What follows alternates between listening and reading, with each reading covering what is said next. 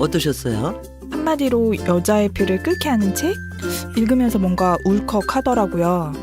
저도 그런 심정으로 책을 썼습니다. 저는 여자들이 좀 지레 겁을 먹지 않고 살았으면 좋겠어요. 완벽하게 홀로 서기를 바랍니다.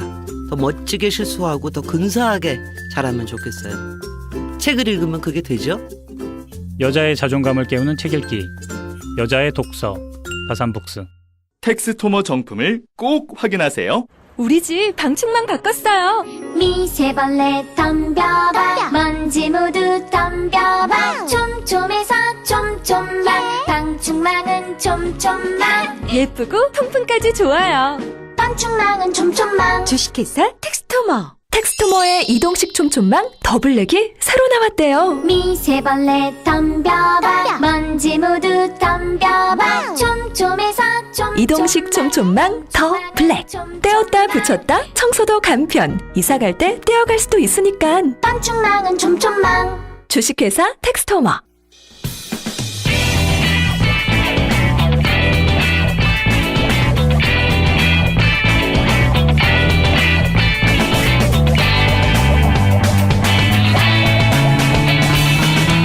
김어준의 뉴스 공장. 자,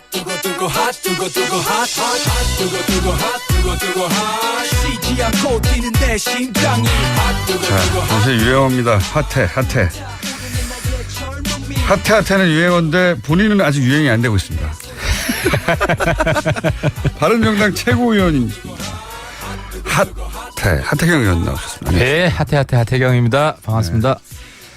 어제 그렇지 않아도 오늘 방송을 위해서 했는지 토론회를 하셨는데 했습니다. 100일 토론. 예. 문재인 정부 출범 후 바른정당 100일 이런 토론을 했는데 여기서 거의 셀프로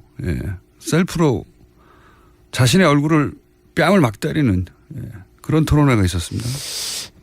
별로 주목을 못 받았어요. 우리 여기서 주목을 받게 하죠. 예. 그 취지는 그래요. 우리가 문재인 대통령 100일 평가를 하는 건 좋은데 사실 우리가 더 문제 아니냐.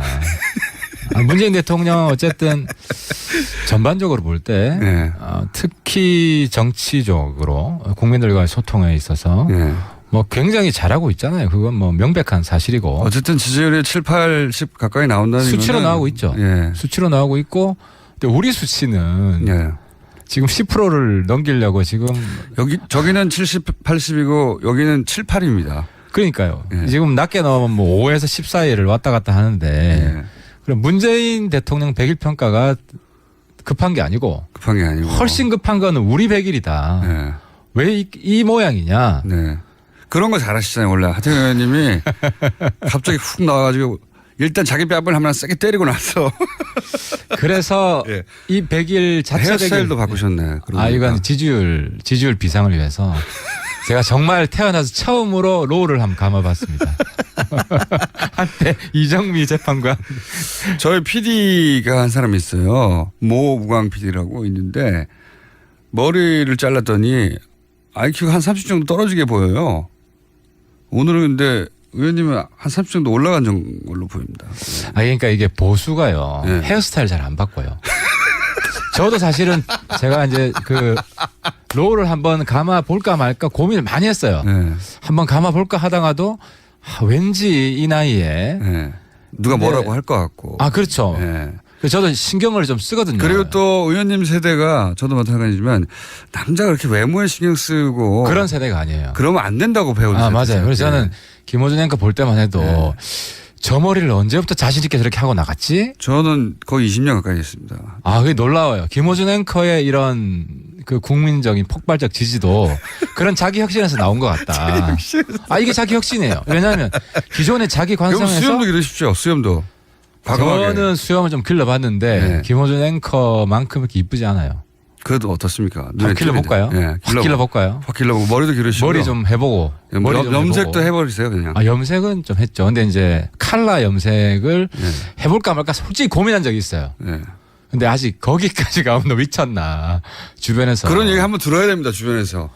그래 나 미쳤다 하고 튀어나가야 되는 거군요. 그래서 지금 고민이 급진 보수로 갈 거냐, 급진적인 변화를 하는 보수로 갈 거냐, 아니면 이 온건 보수로 갈 거냐. 안 보여요. 그래봐야 잘. 온건 보수는 안 보인다. 잘 안 보입니다. 급진 보수로 가야 된다. 아니 이게 바른정당 전체가 그러지 못하면 의원님이 한번 머리 하얗게 연상하고 수염도 좀 기른 다음에. 근데 이게 제가 우리 당의 보스면 보수가 아니라 보스면 그래서 왕 보스면 이렇게 가자 해서 확 끌고 갈 수 있을 텐데. 그러니까 혼자라도 가시라는 거죠. 혼자. 혼자 가면 혼자 왕따 돼요. 이미 왕따 아닌가요? 아 지금 그렇진 않아요. 지금은 제가 좀 약간 좀 앞서 나가는 게 있는데 어느 정도 다수 의견, 다수의 지지를 받으면서 물론 소수의 반대는 있어요. 예를 들어 5.18이 촛불의 어머니다 이걸 발언했다가 보수 일각에서 많이 맞고 있는데 뭐 대체로 잘했다 평가를 받고 있고 또 우리 김대중 그 빨갱이 빨갱이 몰이한 거 보수 반성해야 된다. 전 실제로 반성해야 된다고 생각해요. 가슴이 아파요. 그런데 머리도 염색 못한다면 겨우 머리인데 머리카락이 뭐라고 빨간색을 해보시려니까 칼라 염색 해본 적 있어요? 지금 전 예정 중입니다. 조만간 할 예정 중입니다. 같이 한번 합시다 그럼. 아 그럼 나도 친구가 있어야 좀 용기를 얻어서 하지. 그럼 제가 염색을 할 때 같이 가는 걸로. 방송 중에 한번 약속할까요? 아 여기서 약속합시다 그럼. 같이 갑시다. 칼라 염색. 칼라 염색으로. 색깔을 자기가 고르는 걸로. 색깔을 고르는 것으로. 근데 검은색은 안 되죠. 그냥 갈색은. 갈색도 안 됩니다. 갈색도 안 되고. 예. 했다면 이거 좀 심각한데 이거 빨간색 아니면 회색 정도는 돼야 염색했구나 미친 거 아니야 이런 소리를 듣죠. 회색. 예. 어쨌든 검은색 제외하고. 예. 그리고 갈색이 눈에 띄지 않아요. 그렇지. 별 차이 없으니까. 어쨌든 눈에 띄는 걸로. 사진 찍었을 때 차이가 나는 걸로. 차이가 나는 것으로. 알겠습니다. 그걸 약속. 둘 다 하는 것으로. 이거 진짜 좀 핫한 것 같은데. 자. 정치 주제를 하지 말고 이런 이야기 좀 하시죠. 그래서 바른정당 100일을 돌아봤더니 어떻습니까? 예, 좀 차분히 좀 이야기하겠습니다. 이 부분. 정당의 지지율이 확 오르려면 크게 두 가지 같아요. 하나는 리더. 근데 지금 YS나 과거에 1로 3김 기억하시죠? YS, DJ, JP 이런 리더가 없어요.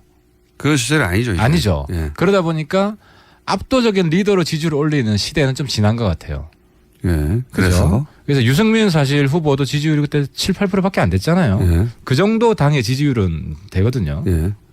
그다음에 제일 중요한 게 비전과 정책인데 우리가 크게 두 번 실기를 했어요. 한 번은 창당 직후에 지지율과 기대가 꽤 높았어요. 그때는 자유한국당보다 훨씬 높았죠. 그죠. 한 17%, 20%까지 갔는데 그때 실기한 게 이제 우리가 착각한 게 뭐냐면 탄핵하고 말고의 차이는 있지만 보수의 다른 정책에 큰 차이가 있느냐.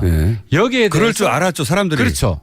명확한 답변을 못한 거예요. 그런데 그러면서 뭐 18세 그렇죠. 18세 실기를 하고 18세 연령 인하할 때 처음에 할 것처럼 했잖아요. 그거 사실 제가 주도해서 했어요. 결론을 냈는데 그 다음 날 그 회의에 참석 안 한 몇 분이 오셔가지고 우리 보수가 어른들 표를 얻어야 되는데 18세 뭔 도움이 되냐. 그건 자유한국당에서 할 얘기였는데 그걸 그렇죠. 바른정당에서 하니까 그럼 얘네 똑같네 그러면서 확 떨어졌어요 진짜로. 확 떨어졌어요. 그러니까 거기서 제가 깨달은 바는 박근혜 대통령 탄핵은 단순히 최순실 국정농단 그 하나만이 아니라 박근혜 시대의 보수 정책 전반에 대한 탄핵일 수 있다. 그렇죠. 지금 보면 그래요. 근데 당시에는 거기까지 생각이 미치지 못한 거예요. 그래서 이 정도 한 걸 가지고 무슨 큰 지지율이 떨어지겠느냐 하는 정말 안이함이 있었어요.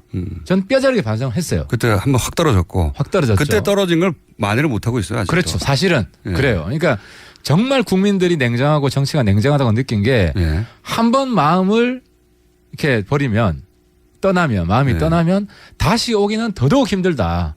주가 떨어지긴 쉬워도 올리긴 정말 힘들다. 근데 이제 두 번째 찬스가 문재인 대통령 취임하고 출발은 좋았어요. 우리 유승민 후보만이 취임식 때 그때 이제 국회에서 했잖아요. 그렇죠. 그때 칭찬 많이 받았습니다. 칭찬 많이 받았죠. 그때 제가 우리 경선 때 주장했던 덧셈 정당. 문재인 대통령 성공을 위해서 야당도 같이 노력해야 된다. 여당보다 야당이 더 성공을 위해서 노력해야 된다. 사실 여당도 잡음이 있거든요. 왜냐하면 자기 내부에 자기 정치하는 사람 어느 정당이나 마찬가지인데.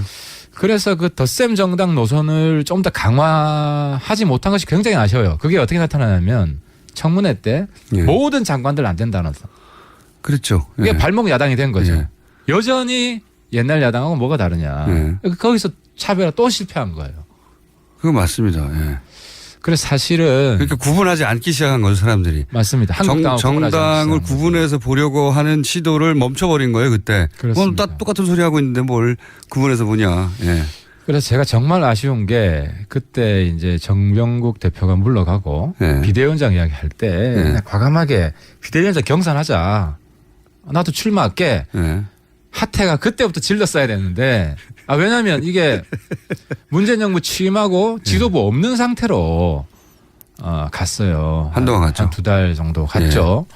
그때 스탠스가 왔다 갔다 했어요, 사실. 아니죠. 그때 스탠스는 한국당 스탠스랑 별 차이가 없었죠. 왔다 갔다 한 게 아니라. 그러니까 일부 의원들은 그러면 안 된다고 주장하는데. 그렇죠. 그건 이제 지도부 목소리가 아니었기 때문에. 일부 의원들은 그러면 안 된다고 말하는데 실제로 당의 목소리로 표현되는 것은 결국은 모든 후보들을 반대하고 자유한국당과 주장이 거의 다를 바가 없었기 때문에 구분이 필요 없어져 버리기 시작했죠. 그때. 그렇죠. 그때 이혜훈 대표나 저나 저도 그때는 이제 뭐 강경화, 김상조 화끈하게 밀어주자. 그건 우리가 추진하던 경제 민주화나 그리고 외교에 있어서도 새로운 외교에 맞다 이런 주장을 했었죠. 그래서 특히 김상조 위원장 같은 경우에는 지금 대표가 된 이혜훈 의원이나 의원님이 그동안 주장했던 것과 결이 같잖아요. 그렇죠. 차이가 없죠. 그러면 김상조 위원장 정도는 진짜 적극적으로 지지를 했었어야 하는 건데. 결이 같을 뿐만 아니라 이거 이제 미국에서 하는 이야기인데 민주당 내에 김상조가 약하다. 너무 온건하다. 이렇게 반대하는 분들도 있었어요. 오히려. 그래서 김상조 카드는 민주당 내에 내부 분란 카드도 되겠다. 내부 분란 카드 되겠다. 실제로 보세요. 김상조 공정위원장 하고 나서 5대 재벌을 별로 안 건드려요. 그건 밑에 단을. 그중엔 그건 이제 계획이 있다 말씀하시긴 했는데 어쨌든. 근데 이제 저희들이 안심한 것은 왜냐하면 5대 재벌은 여태까지 뭐 참여연대 등등 김상조 그 교수 시절에 시민운동가죠.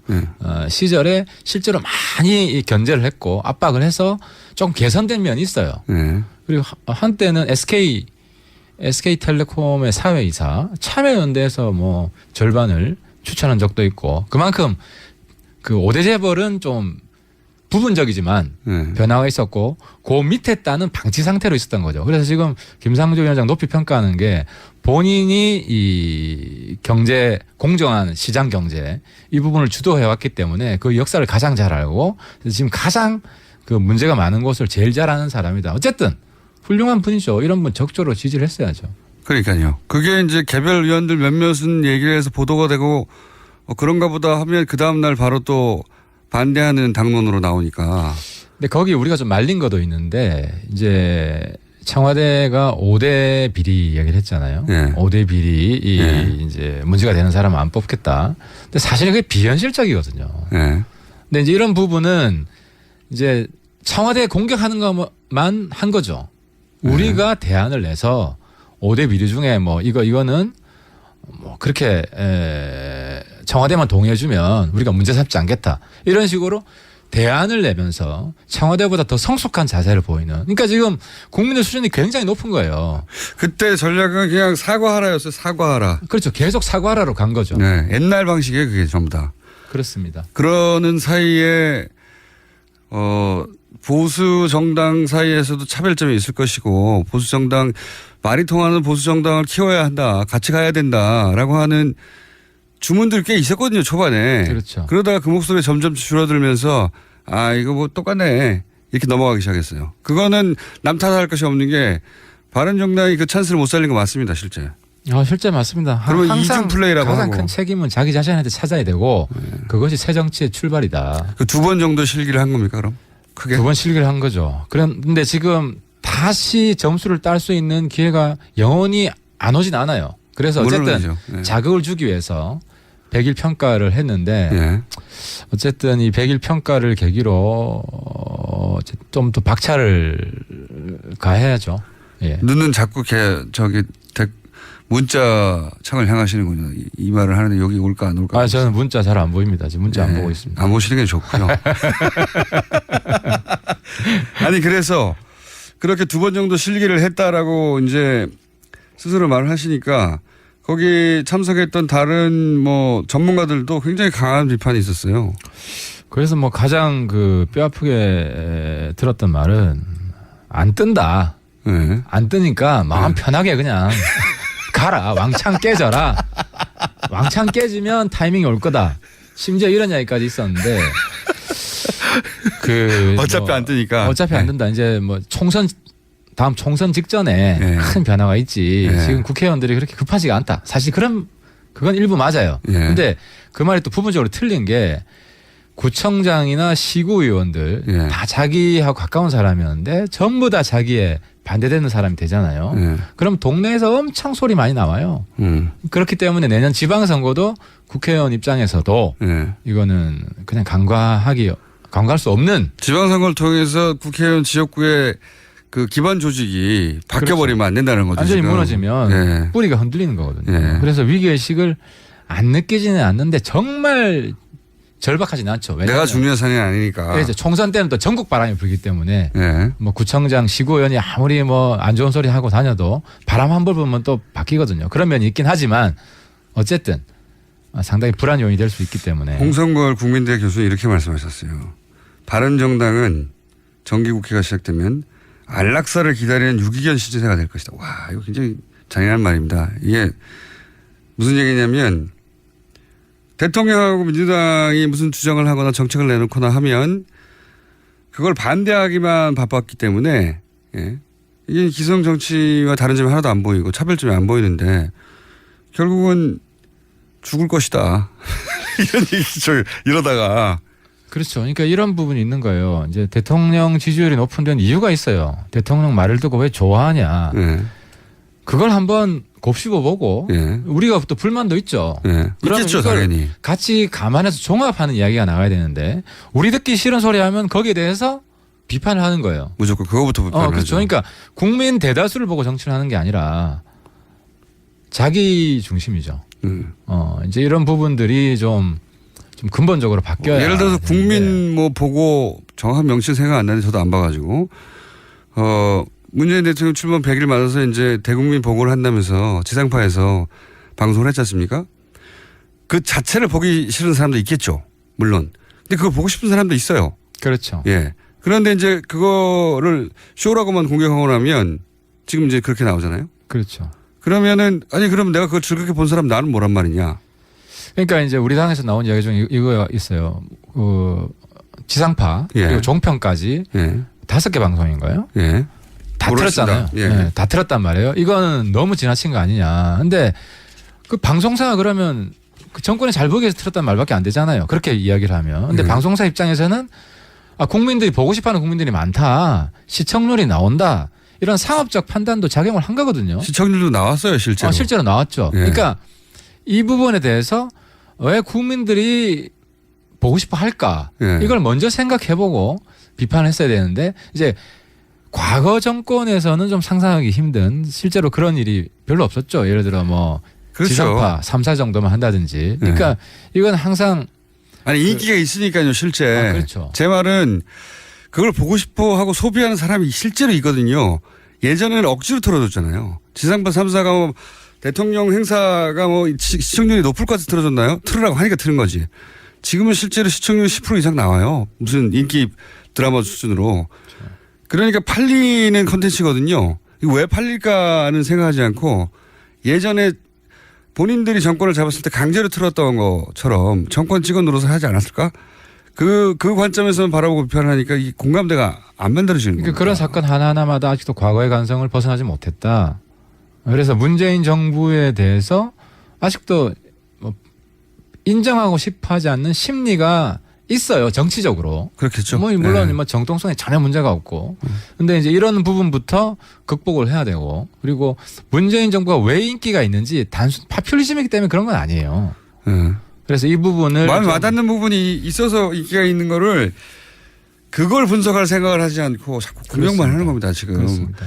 그걸 뛰어넘어서 자기들은 그럼 어떻게 하면 마음에 닿아서 더 인기를 얻을까 이 고민을 해야 되는데. 국민들이 쇼를 연예인처럼 쇼를 좋아해서 인기가 올라간다. 쇼를 잘해서. 예. 그 부분만 볼 것이 아니라 그 안에 문재인 대통령의 진정성이 전달되는 게 있어요. 그럼 그 진정성이 뭐냐? 이런 부분을 우리가 분석해보고 평가해보고 그럼 우리의 진정성은 왜 전달이 안 되냐? 그 고민을 해야 되죠. 그 고민을 해야 된다는 거죠. 예. 저기는 왜 먹히고 우리는 안 먹히지? 그렇죠. 그 생각을 하지 않고 그렇게 해도 안 먹히는 게 있어요. 당연히 문재인 대통령이 아무리 이런저런 방식으로 전달해도 여전히 100%가 아니잖아요. 그러니까 10%, 홍준표 20%는 대표는 예. 아무리 진정성 있는 말 해도 안 먹혀요. 그러니까 자기는 정치로 사실 끝났다는 거예요. 그 말은. 아무리 변신을 해봐요. 홍준표 대표가. 그분의 쭉 지금까지 특히 대선 과정 지금까지 보면 왔다 갔다 하잖아요. 박근혜 대통령 죽였다가 살렸다가 또 죽였다가 살렸다가 친박 양아치라 했다가 친박 없다고 했다가 또 친박 친다고 했다가 아무튼 뭐 종잡을 수 없잖아요. 이번에 다시 출당하고 친박 친다고 하는 의도는 뭘까요? 그러면 또 바꿀 그러니까 수는 없을 이제 것 같은데. 우리 꼬셔보려고 그러는 거죠. 바른당. 바른당 붕괴 작전인데. 그래요? 근데 뭐 뻔히 보이잖아 이제. 홍준표 작전이라는 게 이제 뭐 복선도 없고 그죠? 숨겨진 게 없는 거예요. 작전이 치밀한 게 있어가지고. 그러니까 이제 한국당이 정말 콩가루라는 게 제가 홍 대표 많이 까잖아요. 네. 엄청 까요. 그러면은 홍준표 대표 본인은 하태경 뭐 내 급이 아니라 반박 안 할 수 뭐 있을 수도 있겠지만 그 측근들은 좀 반박을 해줘야 될 거 아니에요. 왜냐면 내가 깜깜 이야기를 해볼까요? 홍준표 대표 홍카시다. 한국의 메카시다. 홍카시. 스트롱맨이 아니라 예측 불가능한 스프링맨이다. 어디로 튈지 모른다. 네. 풍선껌 대표다. 풍선껌 대표는 무슨 말입니까? 그러니까 말 이제 안 지킨다는 거죠. 네. 금방금방 터진다. 금방금방 이제 자기 말한 거 안 지키고 또 뭐 박근혜 대통령 살렸다 죽였다 가지고 논다. 정치적 패륜하다. 이런 이야기를 내가 엄청 쏟아냈는데도 한국당 내에서 하태경 비판하는 게 하나도 없고요. 띄워줄 필요가 없다고 본 거겠죠. 공개적으로 영향력도 없고. 근데 만나면은 하태경 참 잘한다 더 까라. 비공식적으로 들리는 말이 그 내부에서도 그렇다는 거예요. 자, 그래서 어떻게 해야 되는 겁니까? 바른정당은 그러면. 바른정당은 어려운 길입니다. 인정합니다. 고난의 행군이에요. 네.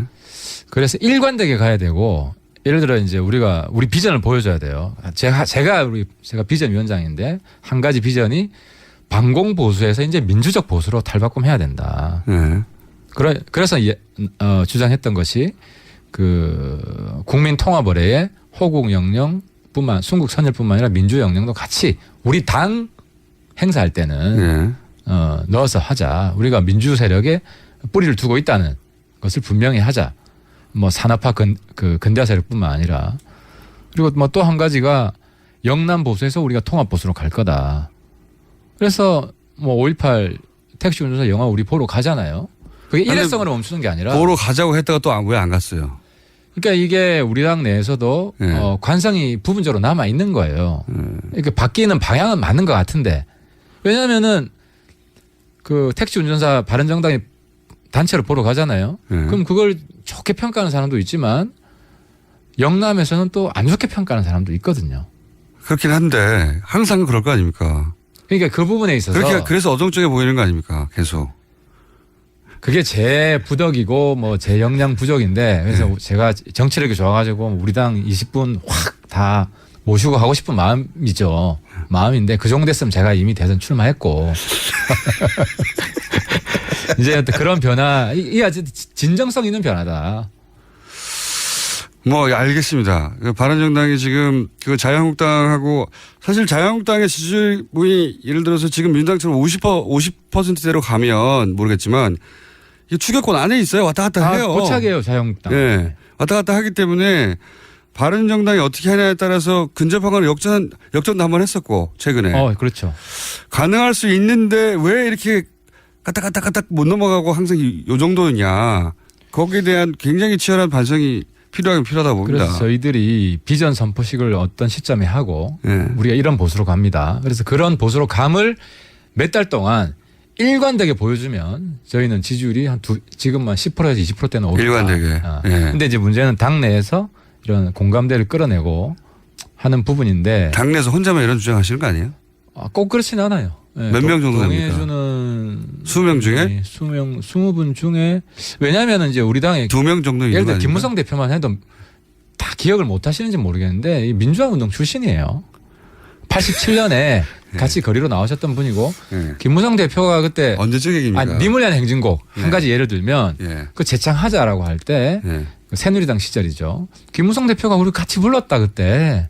이 노래는 그때는 김무성 대표가 30대일 때고요. 근데 어쨌든 이건 왜냐하면 지금 60대대. YS 뿌리기 때문에 민주적 보수 이런 부분에는 공감해 주는 분들이 많죠. 그리고 통합 보수 같은 경우도 공감해 주는 부분이 많고. 그렇게 바른정당이 일관되는 색깔을 어느 쪽이든 가지지 않고 있는 게 큰 문제다. 이런 거죠. 그렇죠. 그리고 또 한 가지가 이제 이건 우리 당에서 찬반이 나뉘는데 복지 보수로 가야 된다. 그러니까 유승민 대표는 중부담 중복지론이잖아요. 근데 아직도 원래 보수는 저부담 저복지. 원래 전통적인 한국적 보수는 왜냐하면 경제 성장이 계속됐기 때문에 성장이 곧 복지다. 이런 마인드였어요. 그리고 지금도 성장을 통해서 1차적으로 부를 나눠주는 이런 복지를 해야 된다. 근데 그게 안 되잖아요. 그게 언제적 얘기입니까? 그것도. 그렇지. 근데 아직도 저부담 저복지 세금 많이 못 거둔다. 이런 노선이 있어요. 그래서 이제 이런 부분은 내부에서 좀 치열한 노선 투쟁이 좀 필요하다. 알겠습니다. 1차로 여기까지 하고요. 바른정당 야당의 목소리들이 잘 안 들린 이유가 그런 것도 있어요. 아니 자기들 사정도 급한데 남 탓하고 남 공격할 때가 아니잖아요. 초반에 말씀하셨듯이 아니 우리가 지금 7%대인데 70%대 정권을 공격할 때가 아니다. 우리부터 지금 어떻게 해결해야 된다. 그걸 사람들도 느끼거든요. 예. 아니 자기들 앞가림도 안 되면서 지금 그렇다고 남 비판 못하는 건 아닌데 안 되는 거고 잘 안 들린다는 거죠. 어쨌든 국민들이 볼 때 자기 혁신을 먼저 하고 있구나. 이 메시지를 강하게 소통할 필요가 있다. 그 말은 말씀인 것 같고요. 마지막으로 짧게 예 아니요로 안철수 전 대표가 당권 잡을까요? 그건 뭐 정계 은퇴해야죠. 못 잡으면 그렇죠. 아유 그 무슨 그 쪽팔림 정도도 있지. 아이 뭐 국민의 그 눈총을 무시하고 나왔잖아요. 그러면 당내 지지라도 얻어야죠. 염색은 10월에 할까요? 그거는 다음 주에 논의하시죠. 지금까지 하태 바른정당의 하태경 최고위원이었습니다. 감사합니다. 예, 감사합니다. 네, 안녕하세요. 반지 모델 아이리입니다. 이상형이요? 마법사? 반지.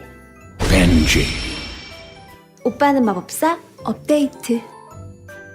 오빠 나랑 무슨 게임 할 거예요? 벤지. 오빠는 마법사? 업데이트. 네, 반지는 물론 저 아이린도 앞으로 많이 사랑해주세요. 반지! 또 떨어졌어. 너 또 입사 시험 봤어? 아니, 차량용 핸드폰 거치대 말이야. 여러 개 사봤는데 실패의 연속이야. 떨어지고 시야 가리고 운전석에서도 뭐 알고 뭐 좋은 거 없을까? 싼 것만 찾으니까 그렇지. 제대로 된 거 하나 사서 편리하게 쓰는 게 더 낫지. 그런 게 있어? 그럼 있지. 1, 2, 3 할 때 2. 힘 세다 할 때 힘. 2 힘. 투 힘? 2배로 힘이 세다는 건가? 네이버 검색창에 2 힘을 검색해보세요. 오빠, 우리 어디 가는 거야? 정수 가지. 와, 우리 말 타러 가는 거야? 그렇게 좋아? 고민하지 말고 장수로 오세요. 온 가족이 즐기는 승마 체험과 국내 최대 규모의 말역사 체험관 등 장수에는 정말 볼 것, 누릴 것들이 넘쳐난답니다. 말의 심장 소리를 직접 느껴보는 장수에서의 하룬 여행. 장수는 항상 가까이 있습니다. 주말 여행은 장수로. 승마 체험 예약은 063-350-5486.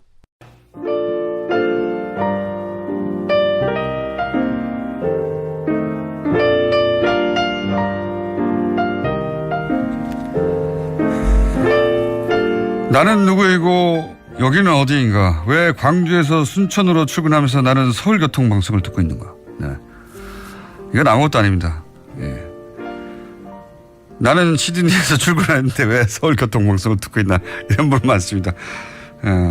시드니에 산다는 분 하나 오셨고 오키나와에서도 문자가 왔습니다. 항상 전 세계에서 서울교통방송을 듣고 있다고 문자가 오고 있습니다. 자, 그리고 하태경 의원님 머리 염색하라는 문자 많이 오네요. 예. 그리고 오전에 홍익표 의원 관련 문자가 많습니다. 이분 누구냐? 홍익표 의원이라고 저희가 소개하고 했는데도 고정해 주세요. 예. 목소리가 너무 좋으네. 귀에 쏙쏙 들어옵니다. 반고정 저희가 생각해 보겠습니다. 고정은 자리가 꽉 차서 반고정 생각해 보겠습니다. 네.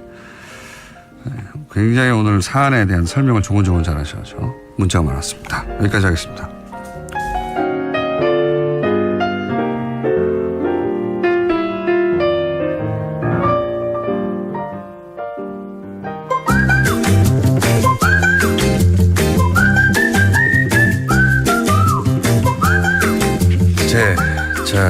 자주 없어졌다가 생겼다가 해도 짧다가 그런 코너입니다. 오늘은 시간이 좀 마련됐습니다. 칼 폴라니 사회경제연구소 소장님 요즘 가입자 어떻습니까? 아직 휴가에서 안 돌아오신 모양이에요. 아직 10명으로 못 돌아갔어요? 네. 네네. 아직 10명으로 못 돌아갔답니다. 여러분들 신경 써주십시오. 자, 몰랐는데 오늘 한미 FTA 특별 회기가 개최된다고 해요. 공동위원회. 네. 이게 뭡니까?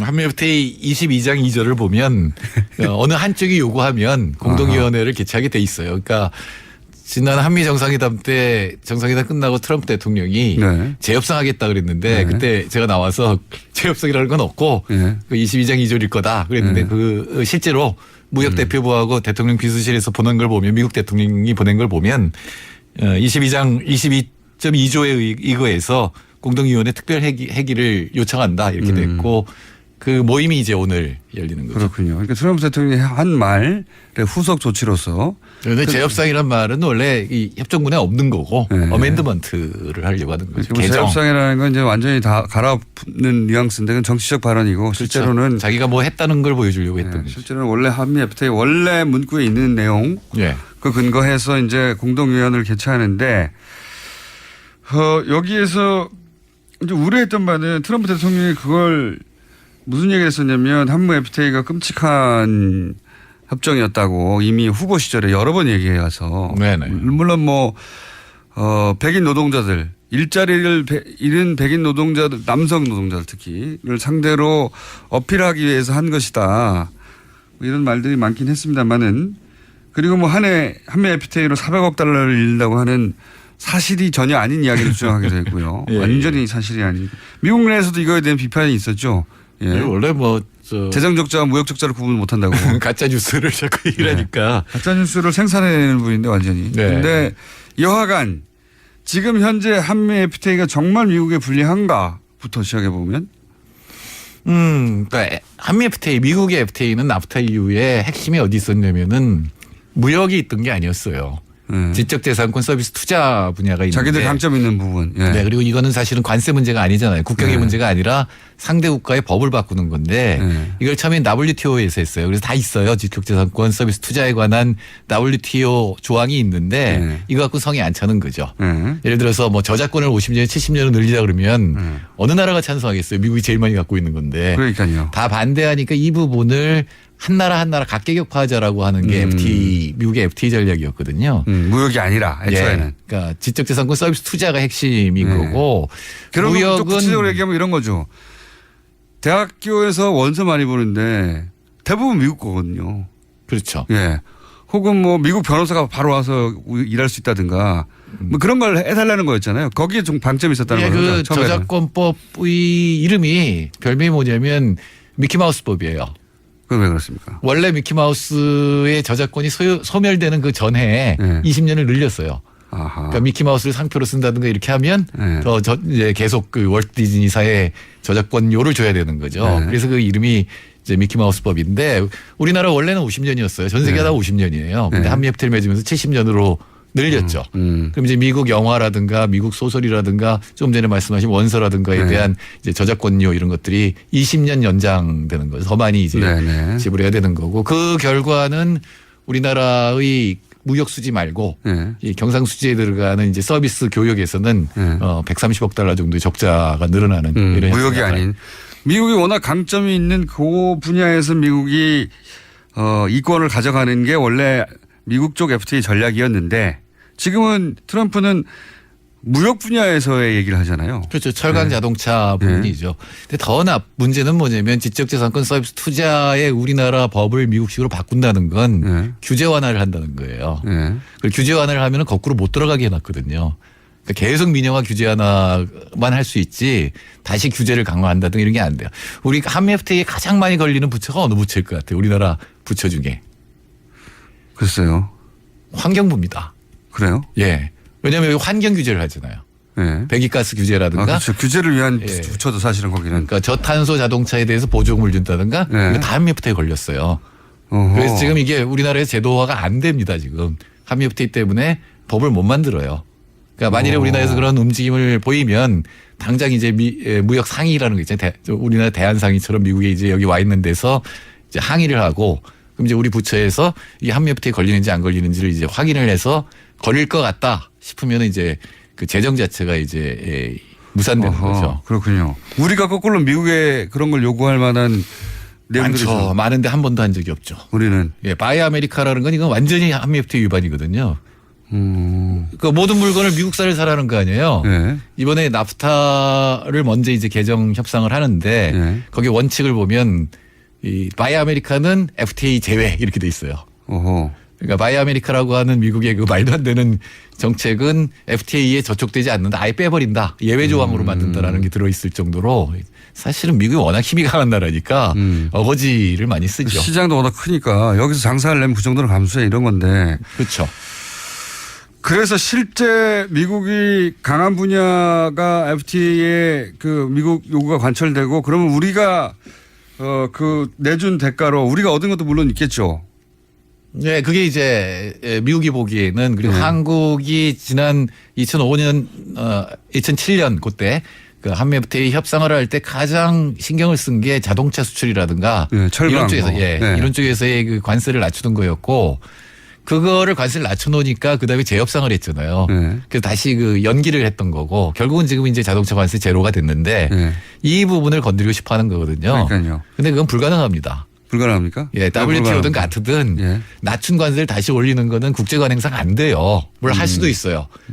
하면 진짜 국제관행을 어겨서 한국이 정말 굴욕적인 협상을 한 게 되기 때문에 아마 통상교섭본부도 그렇게는 안 하려고 할 겁니다. 다른 어떤 이면 합의를 하면 몰라도. 그러니까 원래 자기들이 지적재산권을 가져가고 우리가 대신 자동차를 수출할 수 있게 만들어놨는데 이제 지적재산권 가져간 거는 만족스럽고 대신 자동차나 철강 쪽에서 적자를 발생시키는 거 어떻게 해보고 싶다는 거죠. 한마디로. 그렇죠. 네. 왜냐하면 실제로 미국에서 자동차 철강 산업이 무너졌잖아요. 사실은 없어졌다고 봐야 돼요. 국제분업이 바뀌면서. 그러니까요. 무너져가지고 그때 일자리를 잃은 미국인들, 그러니까 자동차나 철강은 미국이 최강이라는 의식, US 스틸이나 또는 디트로이트, 이 소위 이제 중년 이상의 미국 백인 남성한테는 그런 자부심으로 있다가 이게 확 무너지니까, 일자리도 있고, 그 가난한 그 저소득층으로 전락한 백인 노동자들을 타겟으로 트럼프 대통령이 선거운동을 해서 대통령이 되다 보니까 이걸 되찾고 싶은 거잖아요. 네. 사실은 미국의 산업 전략 자체가 월스트리트, 그러니까 금융하고 실리콘밸리, IT 쪽으로 가면서 전통 제조업이 사실 딴 나라로 넘어간 거거든요. 어떻게 보면 당연한 거예요. 자기들 전략 때문에 그렇게 된 건데. 예, 그게 이제 주로 민주당의 전략이었는데 사실은 공화당도 월스트리트가 있으니까 따라가는 건데 지금 완전히 뒤집어서 이것도 할 수 있다라고 주장을 한 거죠. 네, 굉장히 거꾸로 가는 거기 때문에 쉽진 않을 겁니다. 이런 결과도 있어요. 한미 FTA가 없었으면 오히려 미국의 무역 수지 적자가 더 크게 늘어났을 것이다. 이건 미국에서 나온. 네, 미국 무역위원회 보고서고 계량 경제를 써서 돌려보니까 원래 283억 달러인가 그랬을까 저 2015년에 적자가. 근데 한미 FTA가 없었으면 440억 달러 적자였을 것이다. 그러니까 한미 FTA 없었으면 미국은 더 적자가 컸을 것이다. 이 얘기는 미국이 무역 부분에서 이익을 본 FTA다라는 그러니까요. 얘기죠. 그러니까 미국에서 사실 재협상, 뭐 표현이 재협상이고 원래 문구에 있다고 하는데 그런 걸 주장할 계제가 아닌데도 트럼프 대통령이 이렇게 주장을 해서 이제 협상 테이블에 앉았잖아요. 그럼 우리가 이 기회를 살릴 수 있는 방법은 없습니까? 있죠. 그러니까 지금까지 이제 독소 조항이라고 얘기한 거 누가 보더라도 환경 규제를 하는데 그걸 FTA가 막는다면 그 문제가 있잖아요. 그러니까요. 세금도 아니고 환경 문제인데. 예, 그런 것들, 그러니까 안전 규제, 환경 규제 이런 것들에 대해서 완화시키는 방법이 그 사실은 미국이 제가 오기 전에 본 문건이 7개나 되는데, 그러니까 대통령 뭐 협정 뭐 명령, 행정명령 3개하고 나프타 협정 원칙 같은 거는 우리나라에 그대로 적용될 가능성이 있는 거죠. 그다음 한미 FTA 다음에 TPP 협상을 했잖아요. 그럼 또 한미 FTA도 바뀐 게 있는데 거기서 가장 주목할 만한 게 뭐냐면 규제 일치라는 게 있어요. 규제 일치요? 예, 새로운 챕터예요. 원래 한미 FTA 없던 건데 이건 뭐냐면 미국하고 한국이 규제를 똑같게 만들어야 된다는 거죠. 아, 그럼 미국의 환경 규제 기준으로 우리도 그럼 빽하겠다라고 할 수 있겠네요. 주장을. 예, 그렇게 해야 되는 거고 두 규제를 일치시켜야 미국 기업이 미국에서 장사하는 거나 한국에 장사하는 거 똑같이 느껴질 거 아니에요. 그 논리를 들어서. 예, 근데 사실은 미국 자동차 산업이 쇠퇴한 이유 중에 하나가 환경 규제가 너무 약해요. 근데 다른 나라 유럽 같은 게 강하잖아요. 그렇죠.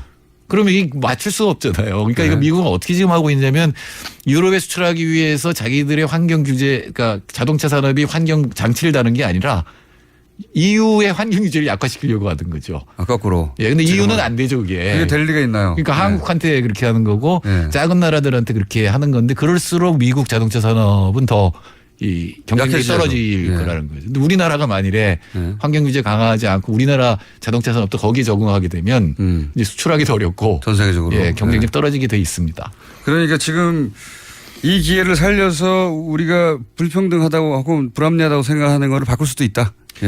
그러니까 김현정 본부장이 10년 전에 굉장히 강조한 게 뭐냐면은 무역구제라는 챕터예요. 그건 뭐냐면 우리나라 덤핑 관세 이런 거 많이 맞잖아요. 특히 철강이 많이 맞는데 거기에 제로잉이라는 게 있습니다. 굉장히 재밌는 건데 가령 우리나라가 철강을 너무 싸게 수출해요. 그러면 이제 덤핑을 때리는 건데 덤핑 혐의를 거는 건데 그 생각보다 기준보다 높게 팔 때도 있었을 거 아니에요. 그렇죠. 그 높은 가격은 제로로 만드는 게 제로잉이에요. 아하. 그러니까 싸게 판 것만 계산해 가지고 너네 덤핑 몇 %. 때리는데 이건 누가 봐도 불합리한 거잖아요. 네, 그렇죠. 그거 없애겠다 그랬는데 지금도 제로잉을 쓰고 있거든요, 미국이. 계속 그거 갖고 해요. 그러니까 원래는 약속한 게 뭐냐면 한미 FTA에 의해서 그런 말도 안 되는 불공정한 행위는 못하게 하겠다 했는데 지금도 하고 있으니까 사실 이 제로잉만 제대로 해도 우리나라의 철강 자동차가 약속대로 해라. 예. 그 10년 전에 한미 FTA를 체결한 분이 10년 후에 그것이 어떻게 실제로 집행되었나를 가지고 따지는 게 이득인 부분이 있긴 있네요. 정확하게 자기가 어떻게 했는지 아니까. 발표를 그렇게 했어요. 그 막았다고 발표를 했는데 실제로는 아니에요. 지금 작년에도 우리나라가 덤핑 맞은 게 세계 2위. 그러니까 1위가 중국, 그다음 이제 한국이거든요. 역시 전문가랑 얘기를 하니까 굉장히 어려운 내용인데 이게 이해하고 싶지 않을 만큼 어렵거든요. 지금 어려워요? 아니 근데 오늘 굉장히 쉽게 설명해 주셔가지고 7개나 보시고 공부를 너무 지나치게 많이 하셨네 오늘. 공부를 지나치게 많이 하신 다음에 굉장히 쉽게 설명해 주셔가지고요. 속속 이해가 됐습니다. 자, 다음 주에는 그러면 결과가 어떻게 됐는지를 가지고 얘기를 해보겠습니다. 결과는 안 나와요. 왜냐면 이게 정태인 소장님이었습니다. 다음 주에 얘기 나누겠습니다. 내일 뵙겠습니다. 안녕.